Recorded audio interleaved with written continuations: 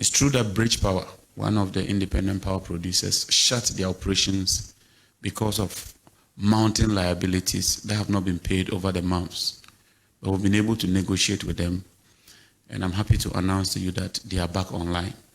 It's also true that NGAS threatened to shut down the pipeline from the 6th of March. We've also been able to work with them and to negotiate with them. And gas supply has resumed and increasing from NGAS. What we need to do is to mobilize additional resources in order to procure more fuels and to hold the power sector running.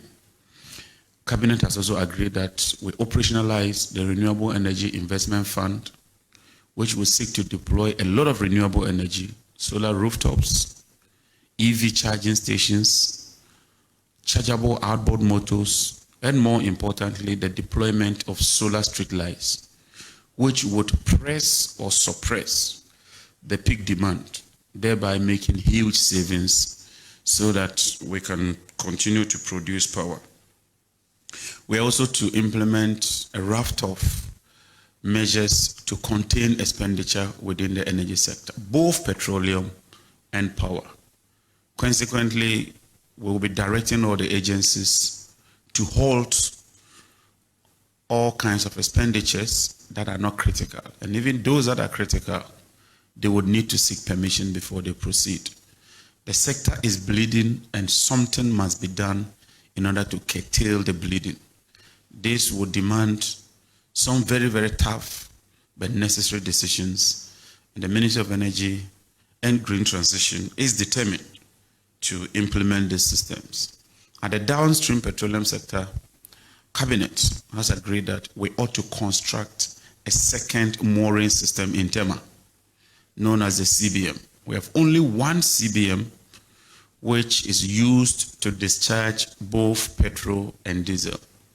Demand has increased by 186% since 2006, and yet we depend on only one mooring system, leading to huge demurrage costs, leading to huge challenges and unreliable supply security.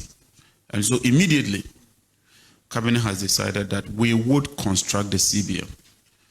Whatever challenges that arise, both legal and financial, would engage all parties and address that.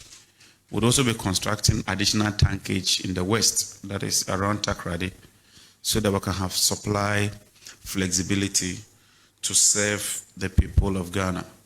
Cabinet is also committed to ensuring that we involve private sector participation at the downstream distribution sector. Let me reiterate without equivocation that we have not taken a decision to sell ECG or NETCO. ECG is supposed to collect over 2 billion. They collect only 1.5 billion, leaving a deficit of 500 million cedis every month. That sums up to about 6 billion per annum. That cannot continue. Government must do something about it, and we are determined to do something about it in partnership with local content-led private sector participation. And we think that that is the right way to go about it. It will be done in a competitive, transparent process, giving priority to Ghanaian entrepreneurs and Ghanaian businesses.